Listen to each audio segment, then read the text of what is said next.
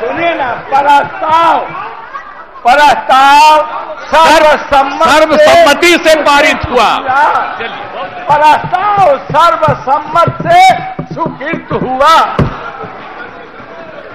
बिहार पदों एवं सेवाओं के रिक्तियों में, हम तो बोलना ही जा रहे थे, वो लिखे हुए थे हम इसको।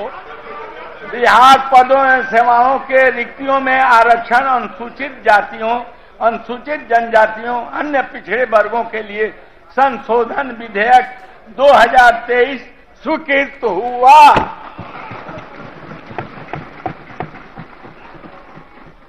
बिहार शैक्षणिक संस्थानों में नामांकन में आरक्षण संशोधन विधेयक 2023। प्रभारी मंत्री सामान्य प्रशासन। मैं प्रस्ताव करता हूं कि बिहार शैक्षणिक संस्थानों में नामांकन में आरक्षण संशोधन विधेयक 2023 को पुनर्स्थापित करने की अनुमति दी जाए। प्रश्न यह है कि बिहार शैक्षणिक संस्थानों में नामांकन में आरक्षण संशोधन विधेयक 2023 को पुनर्स्थापित करने की अनुमति दी जाए। जो इसके पक्ष में है वे हाँ कहें, जो इसके विपक्ष में है वे ना कहें। मैं समझता हूं कि पक्ष में बहुमत है, पक्ष में बहुमत है, पुनर्स्थापित करने की अनुमति दी गई। प्रभारी मंत्री। महोदय, मैं इसे पुनर्स्थापित करता हूं। यह पुनर्स्थापित हुआ।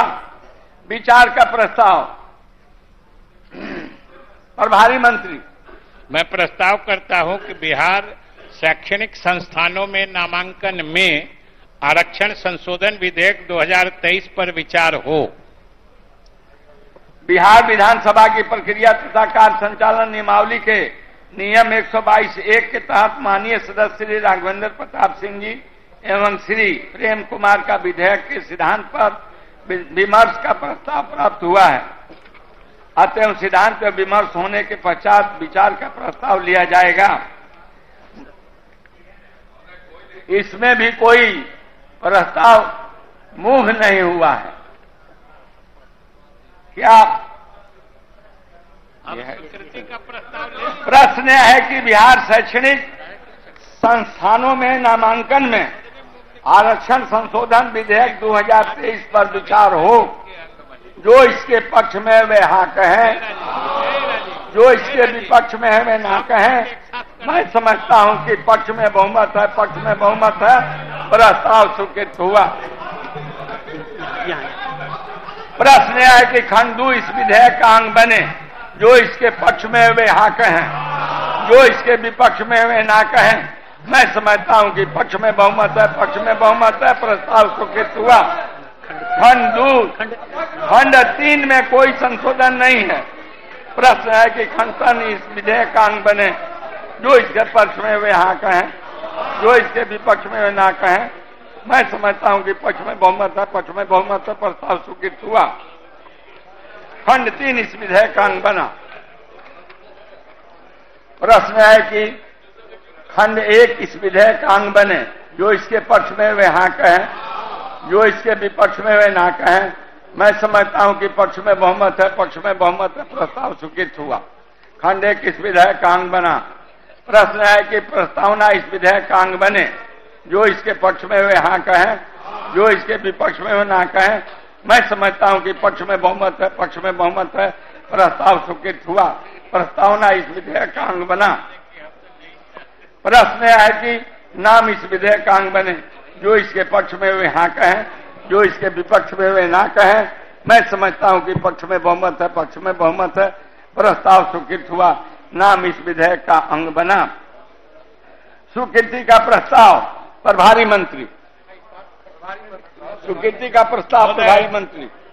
मैं प्रस्ताव करता हूं कि बिहार शैक्षणिक संस्थानों में नामांकन में आरक्षण संशोधन विधेयक 2023 स्वीकृत हो। महोदय, मैं इसलिए अनुरोध करता हूं सदन से कि जैसे अभी उन्होंने सरकारी पदों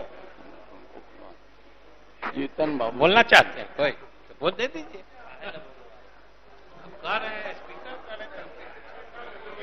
जो पहले हुआ उसी नेचर का यह भी बिल है।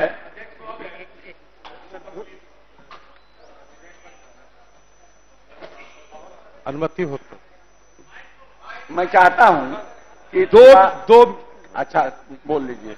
अध्यक्ष महोदय, हम सबों का यह सौभाग्य है कि बिहार की प्रतिभाएं बिहार के विद्यालयों महाविद्यालयों में पढ़कर आज देश ही नहीं पूरे विदेशों में भी बिहार का डंका बजा रहा है और पूरे देश में बेहतर शिक्षण संस्थाएं भी हैं। बिहार में भी हम सब एनडीए के कालखंड में इंजीनियरिंग कॉलेज, मेडिकल कॉलेज और कई विश्वविद्यालय भी खोलने का काम किया।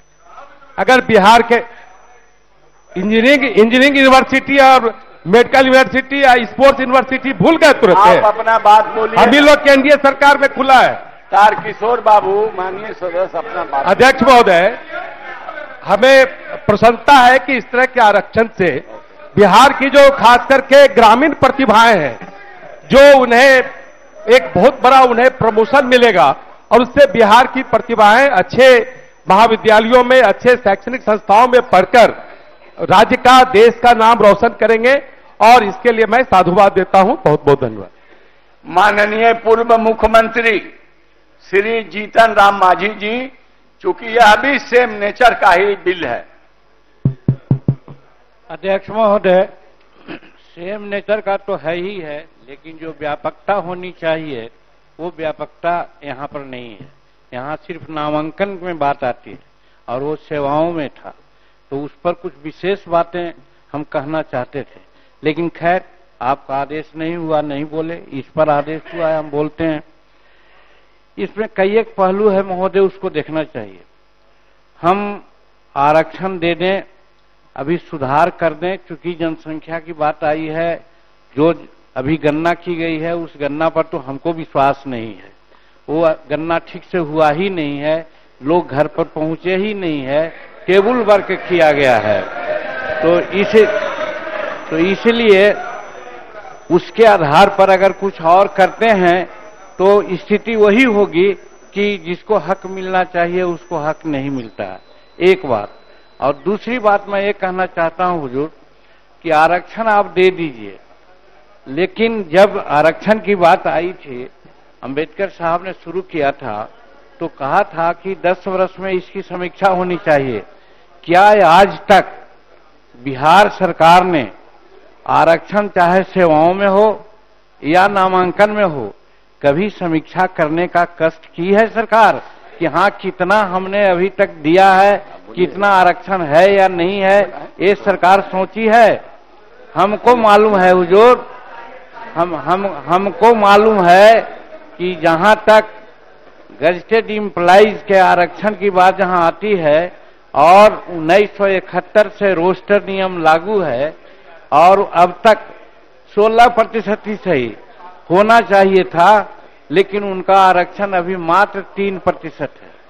तो 16% कैसे पूरा किया जाएगा, सरकार को ये सोचना चाहिए। उसी प्रकार से ये जो विभिन्न शैक्षणिक संस्थाओं में आरक्षण की बात की जाती है, आरक्षण आप बढ़ा दीजिए सैद्धांतिक रूप में, हाँ कौन नहीं चाहेगा कि बढ़े, लेकिन धरातल पर क्या है इसके बारे में भी कोई मैकेनिज्म डेवलप करना चाहिए, जो सरकार आज तक मैकेनिज्म डेवलप नहीं किया है। तो इससे कोई फायदा नहीं होने वाला है। इसलिए महोदय मैं कहना चाहता हूं कि रहे हमको बात नहीं समझ में आ रहा है।